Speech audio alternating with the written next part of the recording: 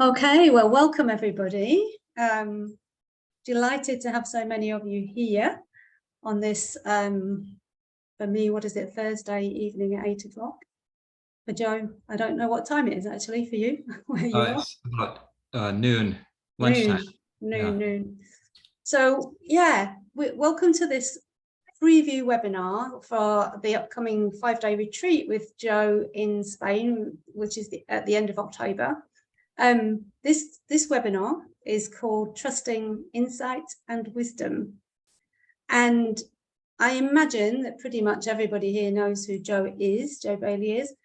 And I really wanted to let you all know how this might not sound great in terms of what will just flash through my mind, but how long Joe's been around is what I was going to say. How old I am? No, I wasn't saying that. Just how much experience Joe has. I'm 95 years old, but I look great. You look great. You look amazing. So, yeah, I mean, Joe was one of the very first trainers for the psychologists after coming across the 3 principles. That was about 5 decades ago, I believe. 1980. 80. That's 43 years ago. Yeah, wow. So yes, I am going to read a little bit of Joe's bio out just to set the scene, and then I'm going to hand it right over to Joe. He's got lots to share with us today. So Joe is Sue, you've unmuted yourself. Let me mute you. Let me see. Could you mute yourself again? You've just come up on my screen. Thank you. So Joe Bailey is a licensed psychologist, an author, seminar leader, consultant to organizations, a public speaker, and a psychotherapist. His work has included co-founding the Minneapolis Institute of Mental Health, developing programs for healthcare provider wellness at the University of Minnesota Inner Life of Healers program, and numerous hospitals, including North Memorial Hospital, Minneapolis, East Lansing Health System, and Mayo Clinic in Arizona. He's also worked extensively in treatment centers for addictions, including Gulf Breeze Recovery, Meridian Systems, and Farnham Center, along with lots of social service agencies. Joe is the author of 6 books. Bit jealous there, Joe, with over 500,000 in print in 26 languages and 65 countries, including the bestseller, Slowing Down to the Speed of Life with Richard Carlson. His newest book is called Thriving in the Eye of the Hurricane. You may have heard of it, Unlocking Your Resilience in Our Turbulent Times. And he's currently working on a new one called My Magic Carpet Ride, which sounds very exciting. So Joe, thank you for wanting to do this for us. And I'm just going to hand over to you. Well, thank you, Sheila, for inviting me to Viva first. And then I was very honored to have you ask me to do this in Spain, this course for coaches and counselors. So I'm just thrilled. I've always wanted to go to Spain. It's been a lifelong dream. I've spent a lot of time in Latin America. I was an exchange student there, and in Guatemala in high school and in college in Mexico. So I have a lot of Spanish roots in me. And so I'm really looking forward to coming to Spain a little bit early before the conference and checking out a little bit of it. So I'm also just delighted to have all of you here today and to share a little bit more in depth about my evolution from being trained as a traditional clinical psychologist, someone who got in the profession. Originally, I was studying to be a Catholic priest. I discovered my calling or vocation to help people when I was 16 as an exchange student in Guatemala, which was a war-torn country and lots of poverty. And it was just an extraordinary amount of suffering. And I knew I wanted to help alleviate human suffering. I just didn't know how.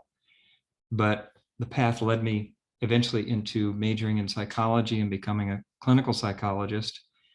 And but I was really, my heart, the essence of me was always that I just wanted to help people be happy. I wanted to help myself to be happy, to feel less stress, to feel more alive. And so I think a lot of us get in this field because we really want to help ourselves, consciously or unconsciously. We're all searching for a nicer feeling, a happier, more contented life, a more meaningful life. But I feel so blessed to have had the career that I've had. I just feel like it's been my magic carpet ride. I feel like I won the lottery of mental health to meet Sydney Banks, because the early years of my search weren't so fun. As a clinical psychologist, like many people, I was trained in Freudian psychology and Adlerian and, all the different schools of thought and behaviorism. And mostly we just learned a lot of theory and a lot of techniques. So it was very intellectual. And it was all about, it was an outside in approach. It was trying to fix people's diagnoses, their problems, their symptoms. So it wasn't anything about mental health, even though we called it the mental health field. It was all about mental illness. And a lot of you can relate to this, I'm sure, in your path. So when I graduated from college at the age of 21, I went to graduate school and entered a doctoral program in psychology. And I was just so eager to find out when do we learn the therapy? It was all theory, theory, theory, theory. And so when I finally got to observe people doing therapy, it just didn't make any sense to me. It would just look like they were just talking about problems, and there was really not much headway happening. But as I went through my career, I was fortunate that I became a family systems therapist. I trained with Virginia Satir, one of the greatest family therapists ever. I got to spend time in Arizona with Milton Erickson before he died. Great, extraordinary human being. Just learned so much from him. And Carl Whitaker was another one of my teachers, a very well-known family therapist. So family therapy was my specialty. But when I was in my 20s, one of the early kind of crumbs along the way that I found, a very brilliant teacher, therapist, Jacqueline Small, kind of took me under her wing and said, you need to be a trainer. And I was completely phobic about public speaking, if you can imagine. I'm not now. I would be so nervous if I had to give this talk 50 years ago. I would be up for many nights, days before, worrying about this. Thank God I don't do that anymore. But what Jackie was onto, she really was all about understanding what is it that actually works when psychotherapy works? What is it that works with counseling? And she partnered with Dr. Sidney Wolfe from the National Institute of Mental Health in the United States. And they studied the traits of an effective counselor. So rather than looking at their theory, they looked at what is it about them as people that seem to get better results. And they came up with, I think, 8 traits, empathy, unconditional positive regard, the ability to listen. There were all of these things that were behaviors that you had to learn. So we would do retreats and train counselors in these traits, and we would role play them with video cameras, and but it was an outside in approach. It was teaching people how to look like a good therapist, how to act like a good coach or counselor, rather than just the theory of Gestalt therapy or family systems. It was about how you as a person showed up. But again, it was an outside in. So people were really in their head about trying not to be in their head, or they were trying to act empathetic. And so they would, when you lean forward a little bit more, that communicates more empathy. It was all about how you looked, your voice tone. So it was not an inside out model of training therapists, but it was a lot better than just theory. So it took me a little further along, more effective and better able to help other people see how to help other people. But so I really when I moved back to Minnesota in my late 20s, I ended up working for a big addiction training center and becoming a teacher in the addiction field in family therapy. And I started a private practice, and I had a very successful practice. I had lots of clients, well respected in the community, but I kept seeing people come back every week with it was like a cafeteria plate. You take one off, another issue would pop up. You take that one off, another issue would pop up. It was like an endless searching that if I just get over my issues, I'll feel better. And people did feel a little better, their symptoms reduced a little, but nobody really found mental health.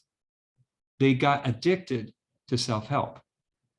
They got addicted to meditating, to techniques, to looking outside, to reading self-help books, to going to therapy at least once a week, plus the group therapy. I mean, we had people, we'd have them bring their whole family in, a family of origin, go work through all their issues. And it was better than what I had been trained as. But the first thing that happened is I started getting burned out. It was exhausting. I was hearing all this negative information, 8 hours a day. I worked a lot with incest victims, with sexual trauma, with addiction, physical abuse, all kinds of pretty serious issues. So I saw people get better at coping, and they spent a lot of their life just writing in their journal every day, jogging in the morning, meditating twice a day, going to their 6 support groups, one for their family issue of origin issues, one for their alcohol addiction, one for this, one for that. And so it was like being in therapy was like a full-time job. And as a therapist, I started to become disillusioned. I started to feel burned out. And I'm just 30. I'm fantasizing about going back to my father's nursery business. And I get a call on the phone from Keith Blevins, who was my best friend in grad school. And he had been sending me Sid Banks tapes for years. And every time he would, I would throw them in the wastebasket because I thought, oh, Keith lived in San Francisco. It's another California trip. Here we go again. And I was tired of the search. I didn't want another savior. I just wanted to enjoy my life and help people. But for whatever reason, that November day that he called me and said, Sid Banks is speaking at the University of Miami Medical School. Why don't you come down and join him? And by the way, there's this really nice woman I think that you would enjoy meeting. Her name is Michael. And I've been married to her for 40 years since then, but that's another whole story. So I met Sid Banks 4 hours after I met my wife, same day. And when I heard Sid, I had this dual reaction. Part of me was just like so drawn in because it seemed like everything he said was true. My truth button just went boing, boing. But at the same time, my clinical psychologist in me said, this is going against everything I've been taught. It was a very, I felt very anxious listening to Sid. I was leaning in and hearing, and then part of me wanted to run. So it was this dual thing, because this is a paradigm shift. It was a completely different way of seeing how human beings function. And I had invested a lot of time, energy, and reputation in being Joe, this really good family therapist. And a little bit of ego there. But something told me that was it. After that experience, I couldn't get it out of my head. It wouldn't leave me alone. And I started seeing myself in the act of creating my own experience from the inside out, and seeing it was my thoughts that were creating my experience in the moment, and how I was relating to those thoughts. Not analyzing them, not judging them, just being aware that I'm having a thought experience. So that weekend completely shifted my paradigm. So I'm trying to talk to my business partner, who we had a great relationship and very successful practice. And so I tried to explain to her what was going on. And she says, God, I have no idea what you're talking about, Joe. And she's, like, good friends with Oprah. She's a very famous therapist, and she thinks I've gone off the deep end. And so she said, let's have a meeting with Dr. Whitaker, the psychiatrist, our supervisor, and see if we can work through this. So we have a meeting with Carl Whitaker, and he says, well, looks to me like Joe's had a paradigm shift. His words. And you two are in different paradigms. You can't really work together anymore. And so that was hard, because she was a really close friend. I love Marilyn. She was just, we had such a great practice together. We did all kinds of adventures together, rock climbing and sailing, and did lots of retreats in beautiful places. It was a wonderful, wonderful practice. And all of a sudden I just walked away from that into the unknown, taking this leap of faith. So this training for me, this program that I'll be doing there in Spain, is really about discovering and knowing so deeply that you have everything that you need in you to help another human being. That this divine mind, this universal intelligence that we all are, that all of our clients are, will give us everything we need in the moment to help another human being. In a way, it's getting everything we think we know out of the way and being present in the moment and listening to that voice of inspiration, insight, and wisdom without thinking about what we're doing, without second guessing, with having this training is to help you get a deeper respect for who and what you are and what every client that you have has already, that we're already whole and complete. And we can get caught up in this. We can get fooled by our thinking. We can forget that we're having a thought created experience. We can forget that we have the answer within for every problem, for every issue in our life. And that you, as the coach, the counselor, can't give that to them. You can just help them see how it works and love them, encourage them, point out moments of when they've dropped into that state, and putting a box around, say, that's what you're looking for. That's it. That's not it.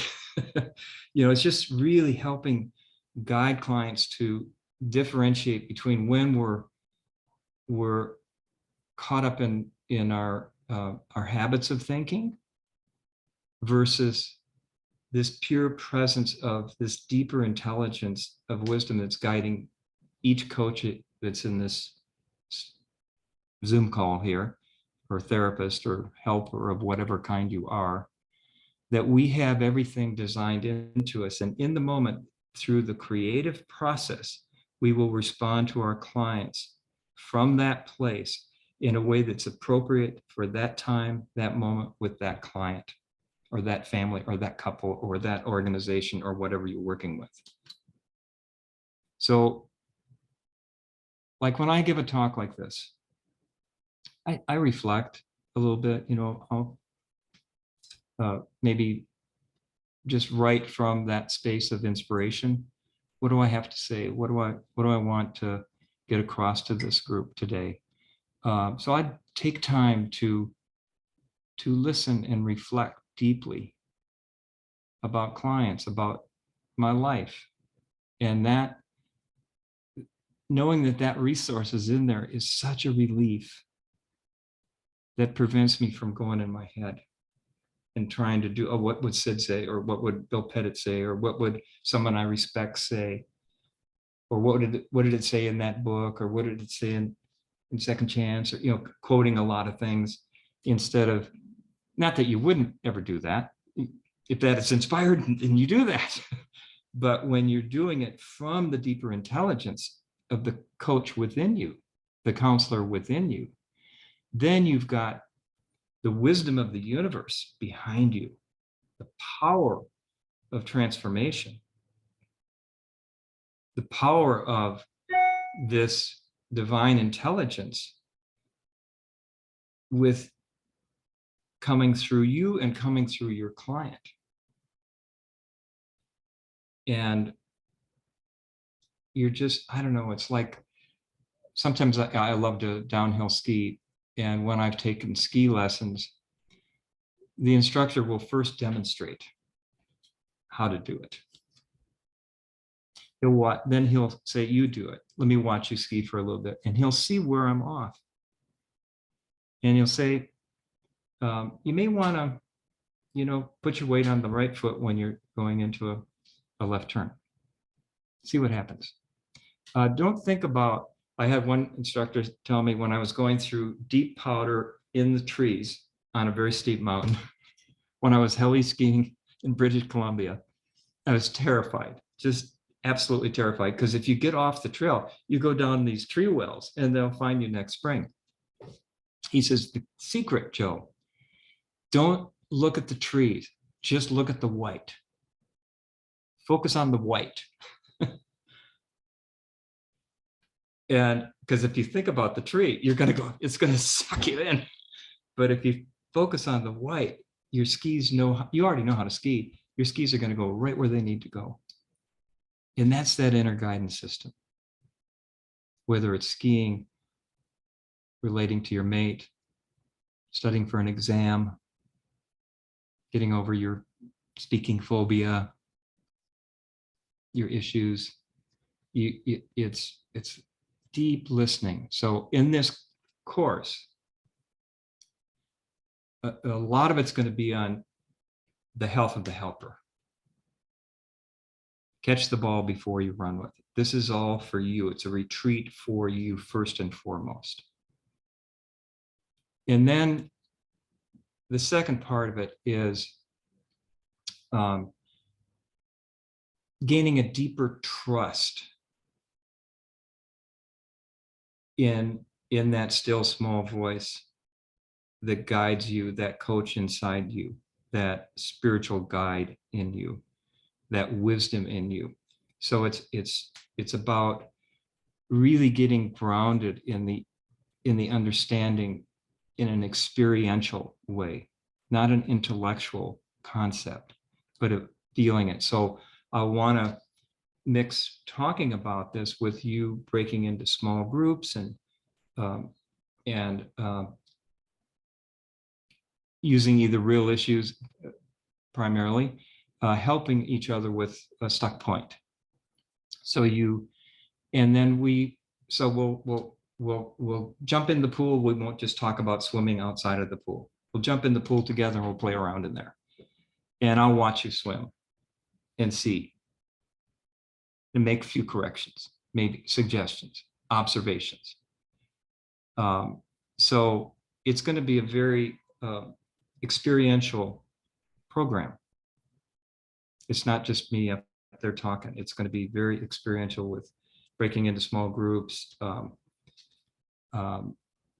triads usually, or sometimes dyads, and then harvesting the wisdom of what insights people had, sharing what they discovered in their experience, what questions popped up because questions come from inspiration as well. And hearing the difference between an inspired question and an intellectual question is a huge thing to see. So, and I mean, I have worked out a format each day of theme, and you can see that on the brochure, what that is. But I don't stick to the script very well. I mostly use that as kind of a, so people feel like, well, this is just a nothing thing. You know, I want to make sure I get my money's worth here. And it is, the preparation is inspired also, but I'm at any moment may change direction during the retreat because I see where people really, what they need more deeply. So I'm going to be modeling what I want to teach you as I'm teaching you. Walk the talk. So anyway, that's, you've probably seen the themes for each day. If anyone has any comments or questions or about anything that I've said or that you're wondering about, or just put your little under reactions, your simulated hand.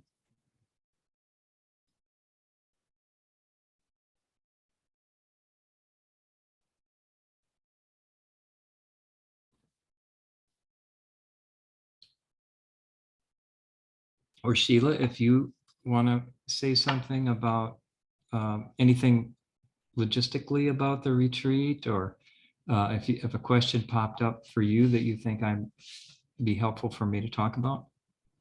Well, just as I've just posted in the chat the link to the 5-day program.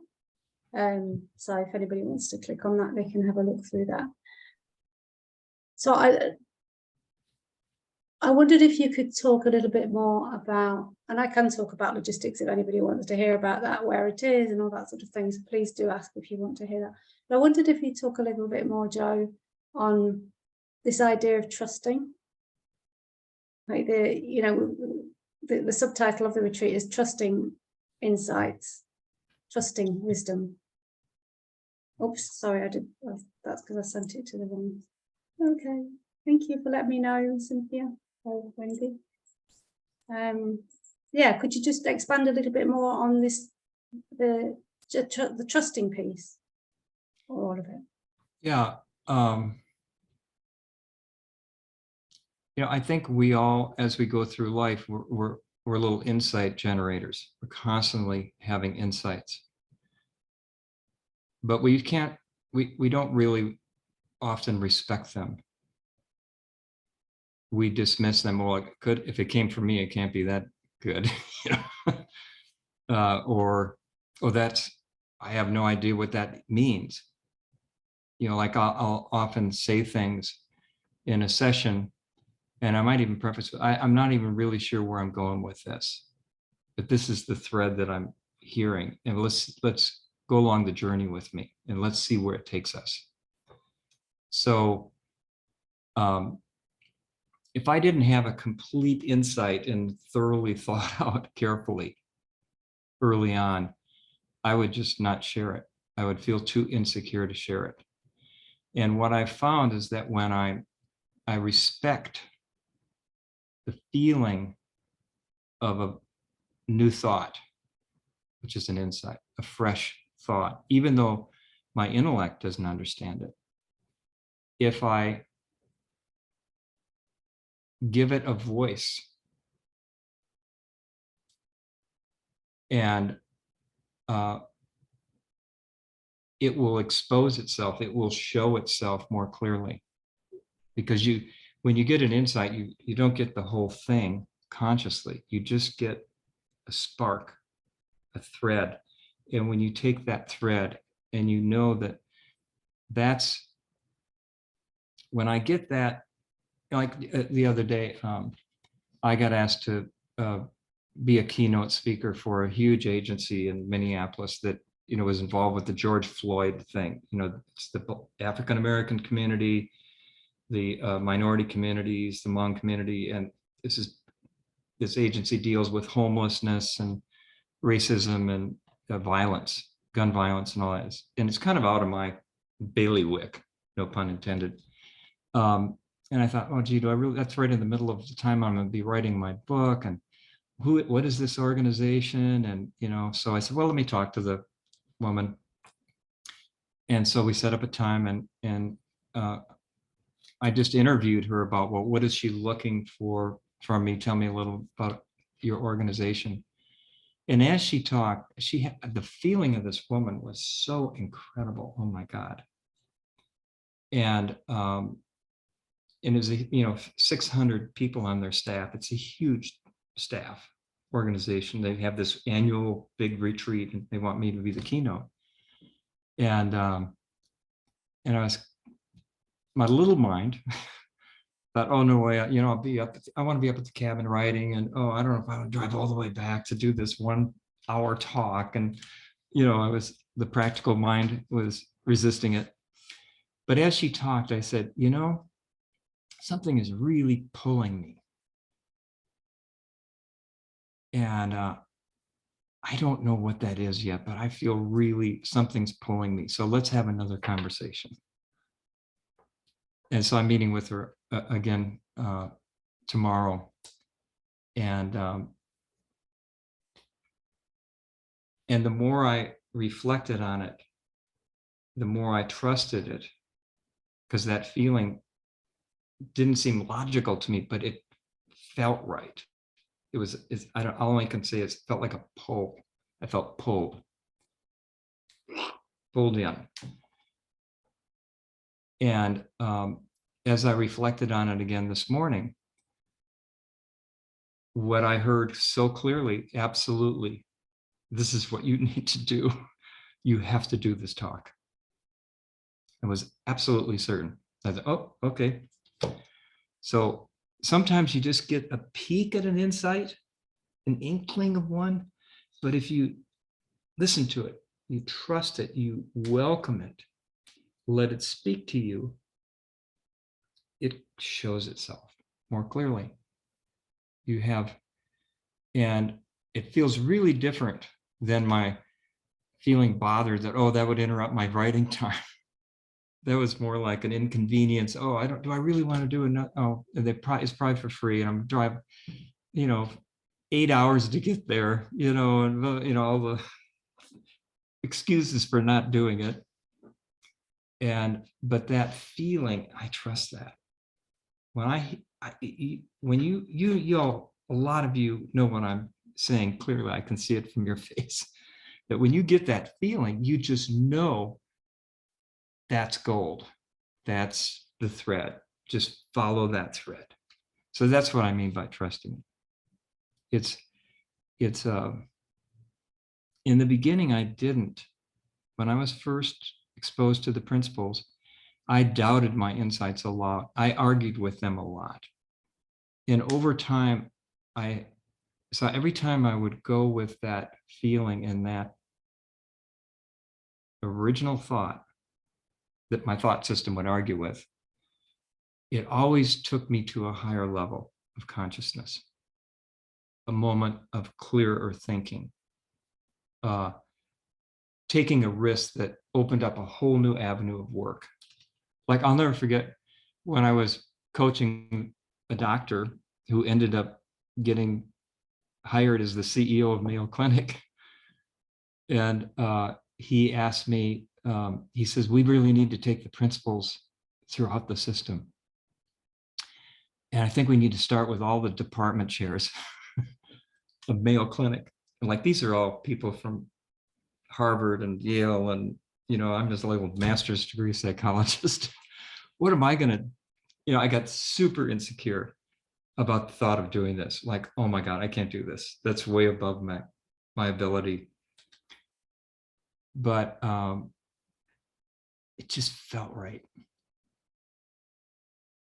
Didn't mean I didn't have a sleepless night the night before, thinking, oh my God, what am I gonna do? And when we started, Keith Blevins and I did it together, the first night, it was a whole 3-day retreat with their spouses and the department chairs in this really fancy resort, the Boulders. Ellen knows the boulders. I was thinking, how did I get here? What am I doing? Can I get out of this? So we go in there, and right out of the bat, the head of surgery, the head department chair of surgery, starts arguing with us right off the bat. What kind of bullshit is this? Blah, blah, blah. We have to come here for 4 days with our wife, and blah, blah, blah. I've got patients to see. And he was just really negative. And I said, well, let's just take a break, So I said, God, Keith, what are we going to do? And he says, I don't know. I have no idea. I said, I don't either, but I know I will know when I go in there. I just don't know I have no idea what I'm going to say. And he says, okay, you. So I just walked right up to the guy, stood right in front of him. And I don't even remember what I said, but everybody in the room was, yeah, Tony, shut up. We want to listen to them. So they all, I don't think he heard anything on the weekend, but he was quiet the rest of the weekend. And it made everybody else more open. So you never know what mistake is going to actually open things up in your life, or in a training, or in a therapy session, a coaching session. What the biggest learnings of my life have been from my biggest challenges. The times I felt most insecure, most over my head in what I knew. When I was asked to write a book the first time, this guy asked me to write the Serenity Principle. I said, oh, you got the wrong guy. I don't write. I hate writing. I was told not to go to college because of my poor verbal skills. And he says, no, you've got really good ideas. You need to write. And I said, oh God. Oh, so I said, okay, I'll try. So every morning I get up at 4 a.m, like writers are supposed to do, and sit down with my pen and paper. At the time, there was no computer. This is before computers, not before computers, but before laptops. And I'd sit there, and nothing would come, and nothing would come. And I'd finally come back to bed with my tail between my legs and tell my wife, Michael, I can't do this. This is ridiculous. I'll never be able to write this book. And she says, well, Joey, what are you trying to write? And I said, well, I'm trying to write the introduction. She said, well, why would you do that? Well, aren't you supposed to write the introduction first? She said, how can you write an introduction to a book you haven't written? I said, that's a really good point. She says, why don't you just write what you feel inspired to write? Wow, that's a really good idea. So I sat down, I wrote 17 pages without stopping, by hand. And that started my writing career. And it needed a lot of editing, for sure. But I got exhilarated by the feeling of the inspiration coming through my pen. I got hooked on writing. So I've written about 8 books, but I've got 6 published. And I just love writing now, because I learned so much from my writing, because I just drop into that space and I write from there. I don't feel like I do the writing. I'm the observer of it. Anyway, long answer to your question. Gil, you have a question. Unmute yourself. Am I unmuted? Yes, you are, Gil. Hi. Right, good to meet you. Hi, Joe. Good to meet you too. Where are you from? I'm in Boulder, beautiful Boulder, Colorado. Oh, Boulder. Okay. I love Boulder. Rolf Evenson is You ever skied here? Skied there a lot. And Rolf Evenson, do you know him? He's a coach in the 3 principles there. Yeah. Good. Yeah, he's one of my best friends. So, Uh-huh. yeah. We were rock climbing partners years ago. Well, you should stay living here. Why aren't you living here now? Well, it's been a temptation at times. It has. So what's your question, Gil? Well, I wondered whether you seem to, through your journey with the 3 principles, that you were doing your family therapy work prior to that, right? Mm-hmm. I think some addictions work. And you still seem to be doing that, judging from your book. I think you do some of that anyway.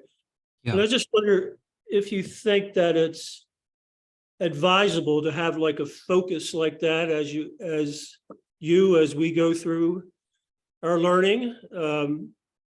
Or is it better to approach it with just kind of like wide open as to how I might practice this or communicate this or, Yeah. Hmm. That, okay. yeah, because I didn't, I mean, I never planned to go in the addiction field. When I was an intern at a mental health center, they put me in charge of it was a brand new mental health center. And they said, you're in charge of the addiction program. I said, I don't know anything about it. And they said, no one else does either. So you're in charge.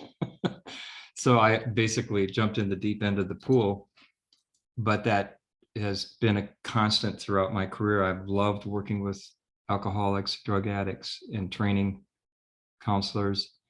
And I just fell in love with that. But my career has taken so many different tracks into working in hospital systems, many different hospital systems. That wasn't planned. After I wrote Slowing Down at the Speed of Life, the head of the human resources department at a hospital in Minneapolis said, I've been trying to talk the CEO to hire you for 4 years. He finally agreed because the burnout rate was so high in the hospital. Will you come in and change our culture? We'll give you a 4-year contract. That came out of the blue. What the heck? I have no idea how to work with hospitals. What am I doing here? So for me, it's been following that, enjoy doing what I'm doing, and then I get really lucky. Happy-go-lucky, as they say. The happier I am at what I'm doing, the more lucky I get. And so I've ended up with so many unexpected off-ramps. My career looks so all over the map, but it's because it's guided not by a concept, but by inspiration.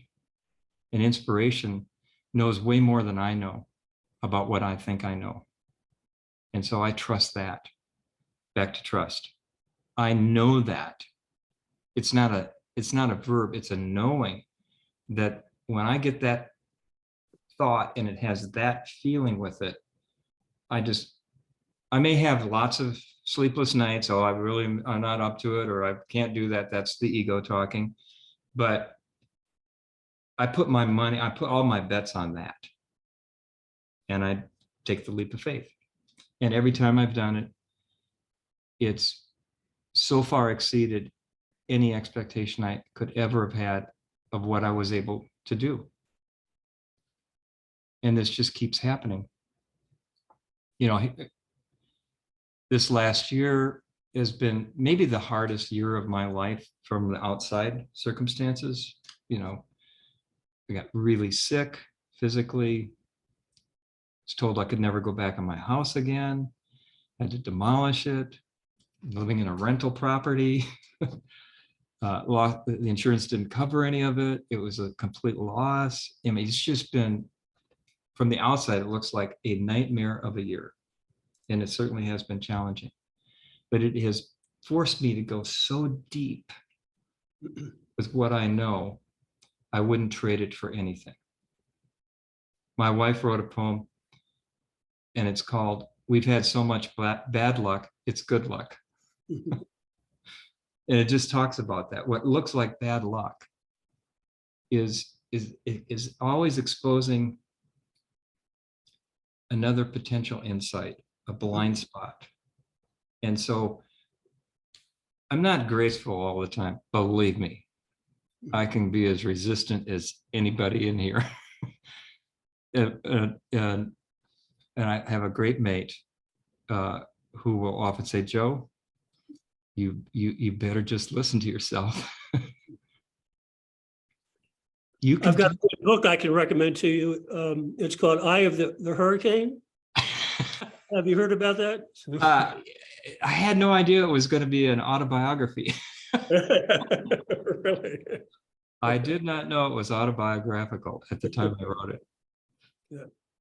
As a matter of fact, that's what I'm going to talk about to that group that works with the homeless, Thriving in the Eye of the Hurricane, because they're right in the, oh man, George Floyd, this Minneapolis Police Department, that, there's just this community upheaval. So Yeah. that's what they deal with. And I thought, Yeah. wow, what a great place for the principals. Well, I had my own little hurricane here in Boulder around the first of the year, and that book helped out tremendously. So Oh, thank you. great. Good. So good to hear that. Thank you. Yeah. Did that answer your question? Yes, you did. Thank you. You're very welcome. Anybody else have a comment or a question? How are we doing on time, Sheila? We good? We're good. We've still got 10 minutes to the top of the hour if there's any more questions or comments. And this, yeah, sorry, I was just going to say there's a little confusion. I've had a couple of messages in the chat.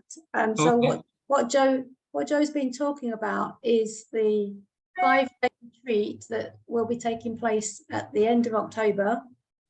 And that's, I think it's the 27th to the 31st. I have put the link in the chat, and that's the 5-day retreat that he's referring to, not the Viva event, which happens after that, which Joe will also be speaking at, the Viva event, which is the 3rd, 4th, and 5th, I believe, of November. No, what is it, Sue? 4th, 5th, and 6th. Sorry, 4th, 5th, and 6th of November, which is pretty much sold out. But that's a separate event. So the idea is that if people want to come to both, it's all in the same place in Albert, same hotel. Albert is a beautiful, beautiful beach town. We have great weather. We have lots and lots of sunshine all the year round. At the end of October, beginning of November is still warm enough just about for being on the beach and being in the sea, if you fancy that. So I see a couple of people have got their hands up now. Amber / Marty, would you like to speak to Joe? Hi, everybody. Alrighty. Hi, Joe. I just had one comment that came to my mind. This is maybe a bit unusual, but in the very, very early days of Sid's teachings, every once in a while he'd throw a big webinar, big seminar somewhere in a hotel somewhere. And the only way that we got notice of it was by the mail. That's it. There's no cell phones. Because there was no webinar. It wasn't a webinar, it was a conference. A conference, yeah. Yeah, there was no web. This is pre-web. Yeah. Yeah, and so we'd hear about it beforehand, and then we'd get this notice in the mail. Yeah. And I'm so grateful to get this notice, right? But we didn't have much money, and so it was always a sort of question for a little while, should we sign up for this? Should we go for this? Now, the only way to pay this was by check. That's it. No PayPal, no none of that stuff, right? No computers. But I just remember the moment we would sign that check went much deeper, really deeper. We didn't. The conference is like 2 months away, but the moment we committed to growth and spiritual growth, the moment we knew that listening to Sid was a really good shot at it, just like I feel listening to you will be a good shot for everybody. But that moment, it just went so much deeper, and it felt so much more relief to commit to that process of growth and finding your true nature. That's what I had to say. I think that really underlines that point. When you're open to change, you open your mind, you open your heart, and the insights start pouring out. So before you ever listen to Sid, you're hearing insights, because Sid can't give you an insight. He would tell you that the insight comes from within you. It's yours. Whatever you hear is yours, and it's not yours personally, because it doesn't come from your personal mind. It comes from beyond the personal, the impersonal, the universal mind, the divine mind, whatever we want to call that. And as soon as your heart opens, you start to change. That's why we talk about listening so much. The power of deep listening is just emptying your mind of what you think you know and being open. That opens the spigot to insight. Sarana White has a hand up. Hi, Sarana. Did I say Hello, that? Joe. Did I say that name right? Is it Yes, Serena or you have. Sarana? Yeah. Hello. Sorry, I joined a bit later because I was on a different conference call earlier on. So I'm not sure if you've already covered, but how would you talk about the three principles with respect to addiction? I know you've done a lot of work. So if you've already answered the question, don't worry, I'll try and listen it. We haven't really talked about addiction or my work in addiction. We've been talking more general. But yeah, it's really, it's the same and it's different. It all comes from the same understanding, the same source. So when now when I'm working with someone in addiction, because it's not just a spiritual, psychological thing, there's a lot of physical, financial, it affects the whole family, it affects everybody around, their employer, alcoholism or addiction. It's like a big bowl walking through the store. It crashes everything around it. So we have to, in working with someone with addiction, in a way, I have to help prepare, first help them detoxify from whatever they're addicted to. It's very hard to talk to someone intoxicated and have them remember anything. It can be impacted still, of course, from that deep level. But so in my work in treatment centers, it's been more of a holistic approach to help people understand how their mind works, but take care of their physical health, their nutrition, their it's just common sense. You can't talk to someone who's going through withdrawal from heroin. You wait till they're withdrawn and their mind is clear, and then they're open. They might listen to a Sid tape, or they might read a book or something, but they're still in so much mental fog and pain but on the other hand, I've worked with people who are absolutely at the bottom of their addiction, and they hear something in a drunken stupor, and it is the turning point of their life. So there's always exceptions to that, but in general, working in addiction, of course, they get a real education in the three principles, but also learn about. We work with their family, help heal a lot of pain that's been in the family and damage that's been done will involve the family. We get them eating healthier. A lot of them haven't been eating. They've been putting all their money on drugs or whatever. So we help them in a holistic way.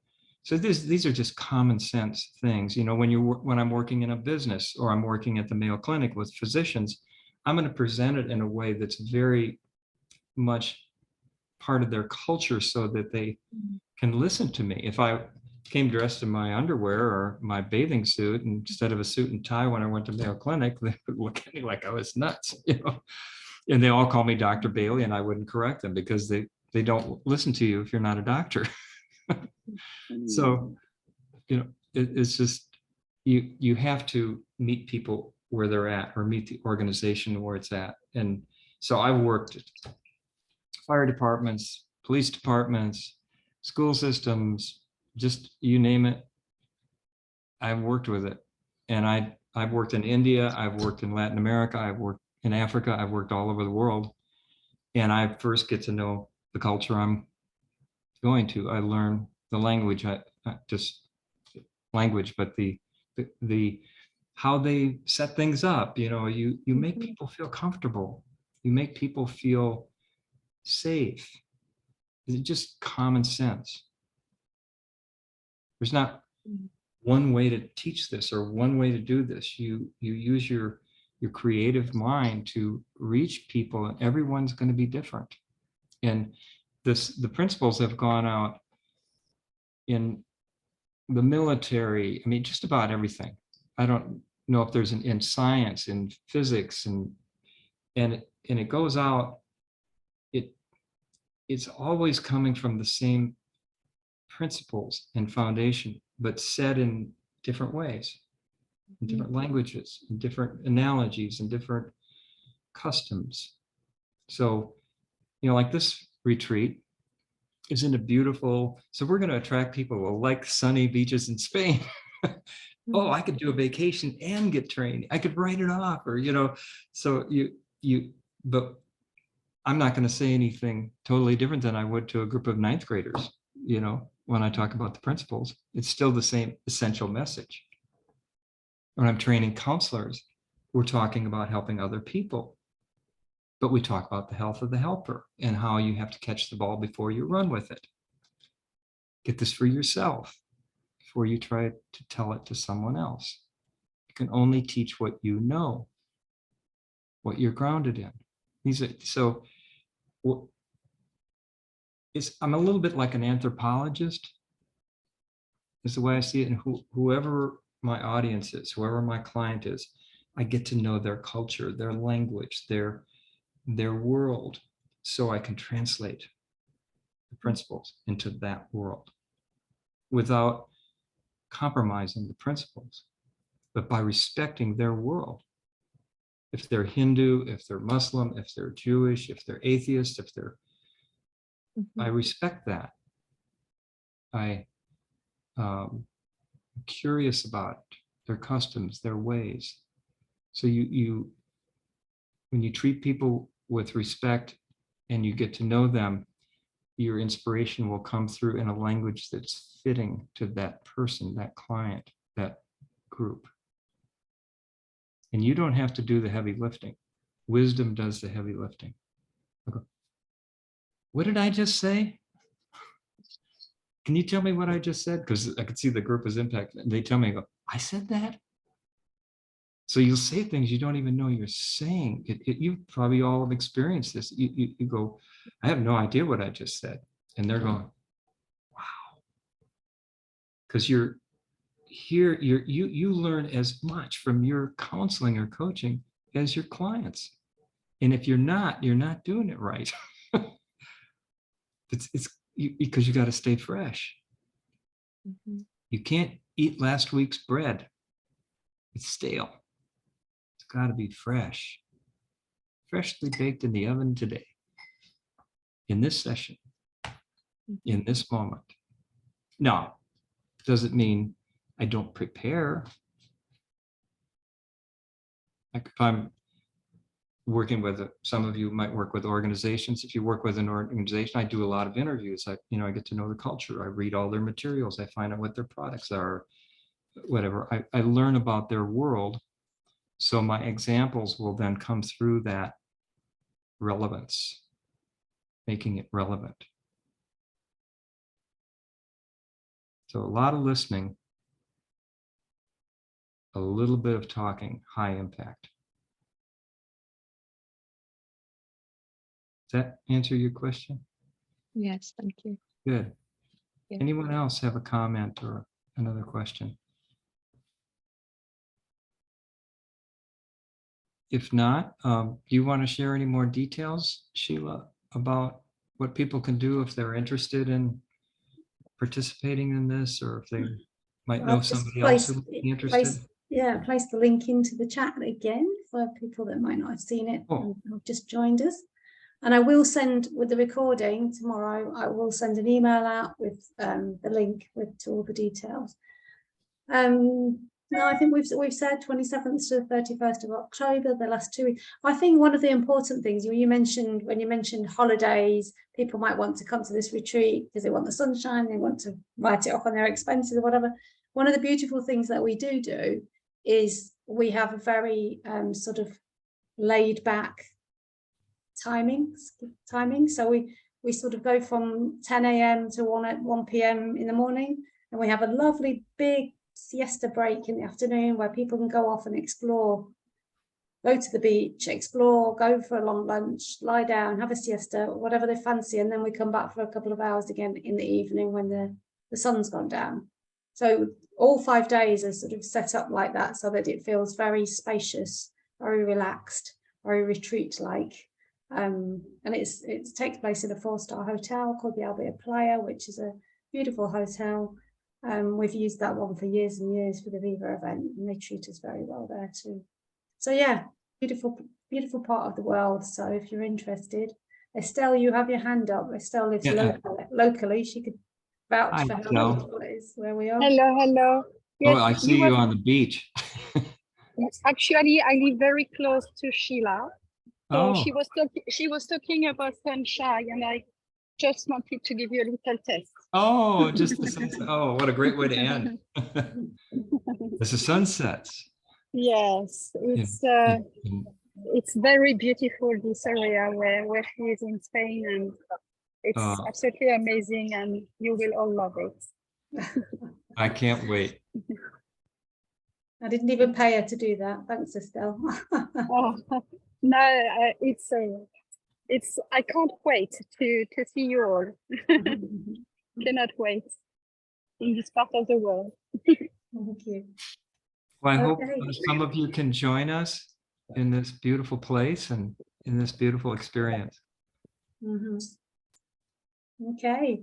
Well, and the other thing is to say that we'll be doing another webinar on the 3rd of July, but I'll send details out of that. So there'll be another chance to interact with Joe on the 3rd of July, same time, same channel. See you again Pass soon. it on if you know anybody who might be interested. Definitely, yeah. Okay, Okay. everybody, thank you so much for being here, and take care. We'll see you Bye-bye. again soon. See you, Joe. Bye-bye.